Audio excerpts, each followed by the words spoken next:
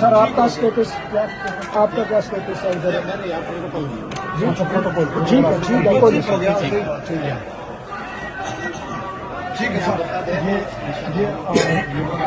جی پہلے تو جو ہے جی یہ جو بیسیکلی کیونکہ یہ پہلے سے ڈرافٹڈ ہے، اس میں کل کے بعد کی سچویشن اس میں نہیں ہے. تو ہمارا تو جو ہے ویسے یہ تھا کہ آزاد کشمیر میں جو آل سیگمنٹس آف سوسائٹی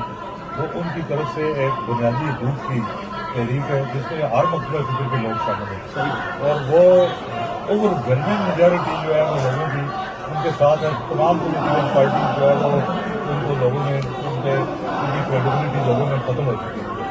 اس کے بعد کل جو پروٹیسٹ کی کال تھی، پہلے بہت ساری کمٹمنٹس کے باوجود جو گورنمنٹ نے پوری نہیں کی، ایون کہ ریٹن ایگریمنٹس گورنمنٹ نوٹیفکیشن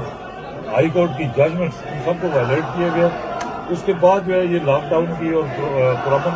اس کے پروٹیسٹ کی کال تھی. ہم تو یہ چاہتے تھے کہ ہم گورنمنٹ آف پاکستان کی توجہ دلائیں، ان کو ریمائنڈ کرائیں کہ آزاد کشمیر کے لوگوں کے بنیادی حقوق کا تحفظ اور آزاد کشمیر کے لوگوں کے جان و مال کا تحفظ یہ گورنمنٹ آف پاکستان کی رسپانسبلٹی ہے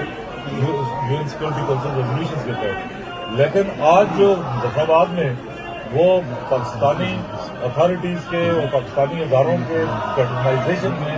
سرکاری سرپرستی میں جو ہے گنڈوں سے حملہ کرایا گیا پروٹیسٹرز میں، جس میں لوگ شہید بھی ہوئے ہیں اور زخمی بھی ہوئے.